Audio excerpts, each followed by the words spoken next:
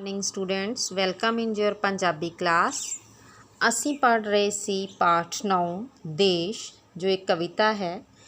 जिमें इसके नाम तो ही स्पष्ट है, ये कविता देश प्यार बारे है। कवि अनुसार उसका देश उस लिए सब कुछ है, तो वो अपने रोम रोम विच देश नूं महसूस करता है। असी इसका पेज नंबर 68 पढ़ चुके हाँ। अज असी पेज 69 पढ़ांगे। देश मेरा ये किश्ती मेरी पानी विच उतारी, जिथे चाहां ये लै जावे ये मेरी दी असवारी। असवारी मीनस सवारी, जिस विच बैठ के असीं किते जांदे हाँ, स्कूटर, कार, बस। पर इस पैराग्राफ दे विच कवि ने इसकी किश्ती नाल तुलना कीती है। जिवें असीं किश्ती विच जां किसी भी होर सवारी विच बैठ के मन चाही थां ते जा सकते हाँ, उसे तरह देश साडी सवारी है ते सानू साडी मंजिल तक लैके जांदा है।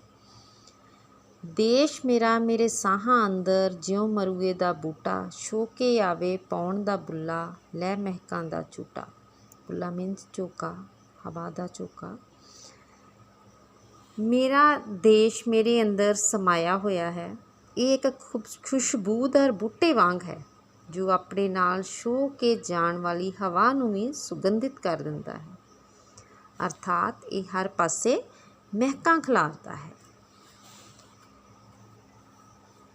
मेरे लिए ये माँ दी बुक्कल सांभ सिकर के रखे। माँ दी बुक्कल कि एक सुरੱਖਿਅਤ जगह। बच्चा छोटा हुंदा बच्चा भी ਜਦੋਂ ਕਿਤੇ ਉਹਨੂੰ ਕੋਈ डर लगता है, भज के अपनी माँ की बुक्कल 'ਚ आ ਜਾਂਦਾ है, अपने आप ਨੂੰ ਸੁਰੱਖਿਅਤ महसूस करता है। सांभ सिकर के रखे, संभाल के प्यार नाल रखे, कि माँ अपने बच्चे ਨੂੰ ਜਿਵੇਂ संभालदी है। तन दी चादर वांगू मैनू मुड़ मुड़ के एक कज्जे, कज्जे मीनस ढकना, कि जिवें माँ ढक के हर पासियों बच्चे ਨੂੰ बचा के रखती है, उस तरह उसने माँ की माँ नाल तुलना की है।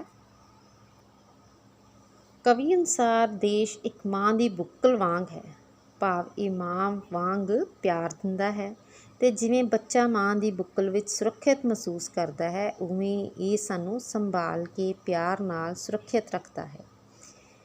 ये मेरे उत्ते अपनी सुरੱਖਿਅਤ चादर ताण के ढक के रखता है, भाव जिवें माँ अपने बच्चे का ख्याल रखती है, उवें देश अपने नागरिकों का ख्याल रखता है।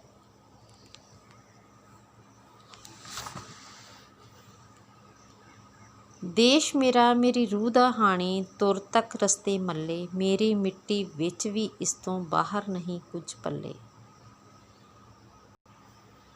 कवि अनुसार कवि ते उसका देश इक्को जी सोच दे धारनी हन, भाव इत्थे कवि दे विचारां दी कदर हुंदी है।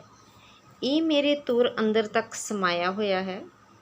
मेरी मिट्टी भाव शरीर, भाव कवि का कहने का मतलब कि उसका शरीर भी इस तो बिना कुछ नहीं है, कि इस तो बिना उसकी कोई पछाण नहीं है। वो हमेशा अपने आप नूं अपने देश के नाल जोड़ के वेखदा है। देश मेरा मेरी प्यास का दरिया, गट गट करके पीवां, इसते साही मेरा सा है, ये जीवे मैं जीवां। प्यास का दरिया मीनस इच्छावां की पूर्ति करने वाला, गट गट पीना, लगातार पीना किसी चीज़ को। कवि अपने देश तो वख नहीं होना चाहता, वो अपने आप नूं देश नाल जोड़ के ही वेखदा है, कि जे देश है तो वो है। वो कहता है कि इत्थे मेरियां सारियां इच्छावां की पूर्ति हुंदी है, जो देश करता है। मैं लगातार देश तो कुछ ना कुछ प्राप्त कर रहा हाँ। ये मेरी प्यास जिहड़ी है वो बुझा रहा है, मेरी इच्छावां की पूर्ति कर रहा है, ते मेरी पछाण देश के नाल ही है। इस तरह ये सारी कविता देश प्यार नाल भरी हुई है। जिवें पंछियां नूं अपना आलना चंगा लगता है, वो सारे दिन की थकान तो बाद शाम नूं अपने आलणियां विच आउंदे हन, इसे तरह मनुख नूं अपना देश चंगा लगता है। किते भी घूम फिर लवे, पर उसनूं जो सकून अपने देश विच मिलता है, होर किते नहीं मिलता है।